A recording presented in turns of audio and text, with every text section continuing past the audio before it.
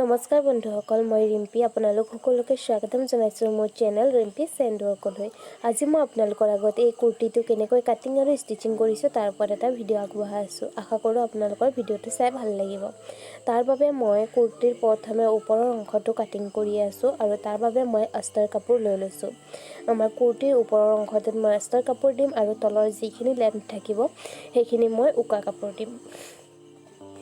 আৰু এতিয়া মই 15 ইঞ্চত এটা জোখ লৈ পেলাই এইখিনি কাটিং কৰি লৈ আছোঁ। আপোনালোকেও এনেকুৱাকৈ জোখটো লৈ ল'ব, লৈ পেলাই কাটিং কৰি ল'ব। এইটো মই ডাবল ফ'ল্ড কৰা আছে, তাৰ ওপৰত মই এতিয়া আকৌ এটা ফ'ল্ড কৰি দিম। এতিয়া এইটো 4 ভাঁজ হৈ গ'ল। ফ্ৰণ্ট পাৰ্ট আৰু বেক পাৰ্ট দুয়োটা একেলগে কাটিং কৰি আছোঁ, তাৰ বাবে 4 ভাঁজ কৰি লৈছোঁ। এতিয়া মই শ্ব'ল্ডাৰ লৈছোঁ 6.5 ইঞ্চ, আৰ্মহোল ল'ম আমি 6.5 ইঞ্চ।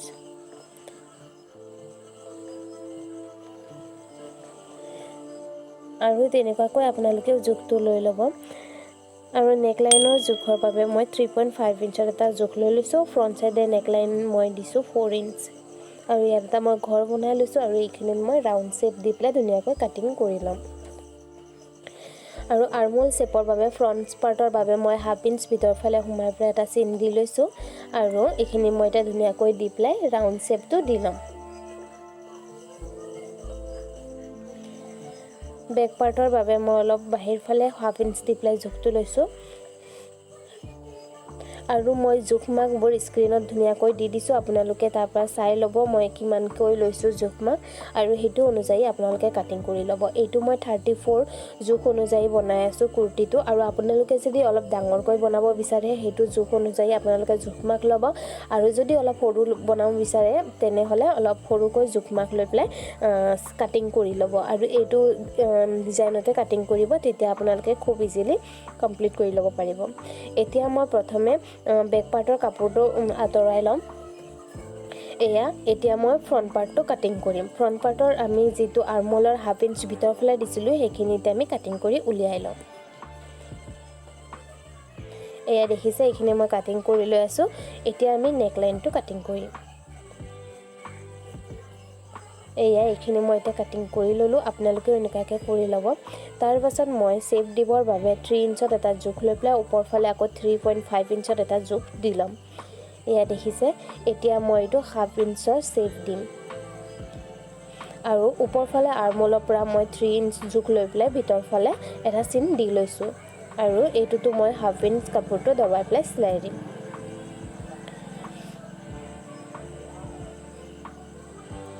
আপোনালোকেও এনেকুৱাকৈ জোখটো লৈ ল'ব। খুব সোনকালে আৰু ইজিকৈ আপোনালোকে এটা ধুনীয়া ডিজাইনাৰ কুৰ্তি বনাই ল'ব পাৰিব। মই যেনেকুৱাকৈ জোখটো লৈছোঁ আৰু কাটিং কৰিছোঁ তেনেকুৱাকৈ আপোনালোকেও জোখটো লৈ ল'ব। এতিয়া বেক পাৰ্টৰ বাবে মই নেকলাইনৰ জোখটো ল'ম 2 পইণ্টত, আৰু এইফালে দি পেলাই 3.5 ইঞ্চত, আৰু ইয়াত মই ৰাউণ্ড শ্বেপ এটা দি দিম। নেকলাইনটো আপোনালোকে যেনেকুৱা ডিজাইন দিওঁ বুলি ভাবে তেনেকুৱা দিব পাৰে। মই এটা ৰাউণ্ড শ্বেপ দি পেলাই এটা ডিজাইন দিম, তাৰ বাবে মই সেইটো জোখ লৈ লৈছোঁ। আপোনালোকে যেনেকুৱা ডিজাইন দিওঁ বুলি ভাবে তেনেকুৱা দিব পাৰে। মই এতিয়া ধুনীয়াকৈ ৰাউণ্ড শ্বেপটো দি লৈছোঁ। এতিয়া মই এইখিনি ধুনীয়াকৈ কাটিং কৰি ল'ম। আপোনালোকে চাই থাকক মই কেনেকুৱাকৈ কাটিং কৰোঁ, আৰু আপোনালোকেও তেনেকুৱাকৈ ধুনীয়াকৈ কাটিং কৰি ল'ব। খুব সোনকালে আৰু ইজিকৈ আপোনালোকে এটা ধুনীয়া ডিজাইনাৰ কুৰ্তি ঘৰতে বনাই ল'ব পাৰিব। আৰু যদিহে আপোনালোকে মোৰ চেনেলটো আজি ফাৰ্ষ্ট টাইমৰ বাবে চাই আছে তেনেহ'লে চেনেলটো ছাবস্ক্ৰাইব কৰিবলৈ নাপাহৰিব, আৰু কাষতে থকা বেল আইকনটো প্ৰেছ কৰিবলৈ নাপাহৰিব। তেতিয়া আপোনালোকে মোৰ নতুন নতুন ভিডিঅ'বোৰৰ ন'টিফিকেশ্যনবোৰ পাই যাব। আৰু যদিহে কিবা বুজি পোৱা নাই তেনেহ'লে মোক কমেণ্ট বক্সত কমেণ্ট কৰি জনাব, মই সেইবোৰ বুজাই দিবলৈ চেষ্টা কৰিম। এইখিনি মই ফ্ৰণ্ট পাৰ্টটো আৰু বেক পাৰ্টটো কাটিং কৰি ল'লোঁ। এতিয়া মই মেইন কাপোৰত এই কাপোৰখিনি কাটিং কৰিম। এতিয়া মই মেইন কাপোৰটো লৈ লৈছোঁ, আৰু ইয়াত মই যিটো আস্তাৰ কাপোৰ কাটিং কৰিছিলোঁ সেইটো ৰাখি লৈছোঁ।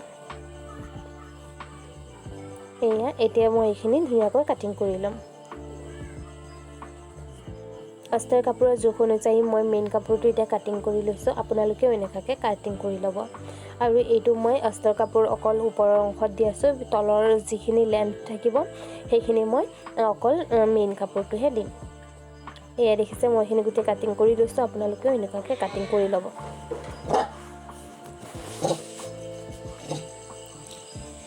এইখিনি মই গোটেই কাটি প্লাই কমপ্লিট কৰি ললোঁ এতিয়া মই এই ৰাউণ্ডকৈ এইখিনি চিলাই কৰি দিম আৰু মই এই কাপোৰটিতে এটাচ কৰি ল'ম এয়া দেখিছে মই এইখিনি আস্তাৰ কাপোৰটো আৰু মেইন কাপোৰটো জয়েন কৰি ললোঁ এনেকুৱাকৈ আপোনালোকেও জয়েন কৰি ল'ব এতিয়া মই ফ্ৰণ্ট পাৰ্টৰ কাপোৰটো কাটিং কৰিম এয়া মই ফ্ৰণ্ট পাৰ্টৰ কাপোৰটো কাটিং কৰিবৰ কাৰণে লৈ লৈছোঁ আৰু এতিয়া মই এইখিনি কাটিং কৰিম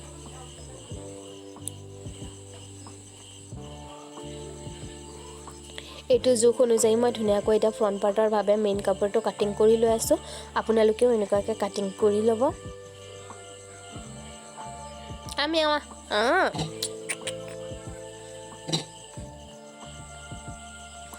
এইখিনি মই ধুনীয়াকৈ এটা কাটিং কৰি ললোঁ দেখিছে এতিয়া মই এই কাপোৰটো ধুনীয়াকৈ এটাচ কৰি ল'ম প্ৰথমে মই নেকলাইনটো জইন দি লৈছোঁ এয়া দেখিছে নেকলাইনটো জইন দি পেলাই মই এনেকুৱা ধুনীয়াকৈ কাটিং কৰি পেলাই বাছি থকা কাপোৰখিনি উলিয়াই দিছোঁ উলিয়াই পেলাই মই ইয়াত এটা কাট দি লৈছোঁ এই কাটটো দি ল'লে আমাৰ কাপোৰৰ ফিনিচিং ধুনীয়াকৈ আহে বেক পাৰ্টৰ কাপোৰটো মই এনেকুৱাকৈ ৰেডি কৰি লৈছোঁ আপোনালোকে এইটো যেনেকুৱাকৈ মই কৰিছোঁ সেইটো কৰি ল'ব এতিয়া মই এই কাপোৰটো উলটিয়াই ল'ম উলটিয়াই লৈ পেলাই মই এইখিনি এটা ফিনিচিং চিলাই দি ল'ম দি পেলাই মই গোটেই কাপোৰটো জইন দি ল'লোঁ এয়া দেখিছে মই ফ্ৰণ্ট পাৰ্টৰ কাপোৰটো মই ৰেডি কৰি ল'লোঁ তেনেকুৱাকৈ আপোনালোকেও ৰেডি কৰি ল'ব এতিয়া মই মোৰ জোখ অনুযায়ী কাপোৰৰ চিনটো লৈ লৈছোঁ আৰু আপোনালোকে আপোনালোকৰ জোখ অনুযায়ী চিনটো লৈ ল'ব ধুনীয়াকৈ আৰু এতিয়া মই তলৰ লেন্থৰ বাবে কাপোৰ কাটিং কৰি আছোঁ তাৰ বাবে মই ধুনীয়াকৈ কাপোৰটো দুভাজ কৰি লৈ লৈছোঁ ফ্ৰণ্ট পাৰ্ট আৰু বেক পাৰ্ট দুয়োটা আমি কাটিং কৰিম তাৰ বাবে প্ৰথমে মই এনেকুৱাকৈ ভাজ কৰি ৰাখি লৈছোঁ দুভাজ কৰি লৈছোঁ আৰু 8.5 ইঞ্চত এটা জোখ লৈ পেলাই মই দীঘলকৈ কাপোৰটো কাটিং কৰি ল'ম আপোনালোকে দীঘলকৈ আপোনালোকৰ যিমানখিনি লেন্থ লাগে সিমানখিনি জোখ লৈ পেলাই কাটিং কৰিব মই মোক যিমানখিনি লেন্থ লাগে মই সিমানখিনি জোখ লৈ পেলাই ধুনীয়াকৈ সমানকৈ কাটিং কৰি লৈ আছোঁ আপোনালোকে এনেকুৱাকৈ ধুনীয়াকৈ কাটিং কৰি ল'ব কাটিং কৰি পেলাই এই পাৰ্টটো আমি এতিয়া বেক পাৰ্ট আৰু ফ্ৰণ্ট পাৰ্টত এটাচ কৰি ল'ম এয়া দেখিছে মই কেনেকুৱাকৈ কাটিং কৰি ল'লোঁ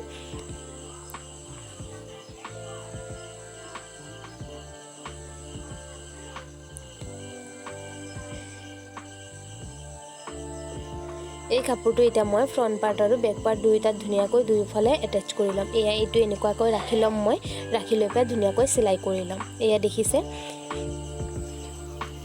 এয়া এতিয়া মই এইখিনি চিলাই কৰি ল'লোঁ তলত দেখিছে আপোনালোকে মই ফ্ৰণ্ট পাৰ্ট আৰু বেক পাৰ্ট দুয়োটাটো এটাচ কৰি লৈ পেলাই এতিয়া ফ্ৰণ্ট পাৰ্ট আৰু বেক পাৰ্টটো মই এয়া ছাইডৰ কাপোৰখিনি জইন দিম আৰু শ্বল্ডাৰটো এনেকুৱাকৈ জইন দিম এতিয়া মই এইখিনি জইন দি ল'লোঁ এয়া দেখিছে এইখিনি মই জইন দি পেলাই কমপ্লিট কৰি ল'লোঁ আৰু যিখিনি মই জইন দিয়াৰ পিছত তলৰ এই লেন্থৰ কাপোৰখিনি আছিল এইখিনিতো মই সাইডে সাইডে চিলাই কৰি দিছোঁ এতিয়া এইটো মোৰ ফাইনেল লুক হয় আজিৰ ভিডিঅ'টো যদি চাই ভাল পালে তেনে প্লিজ লাইক কৰি দিব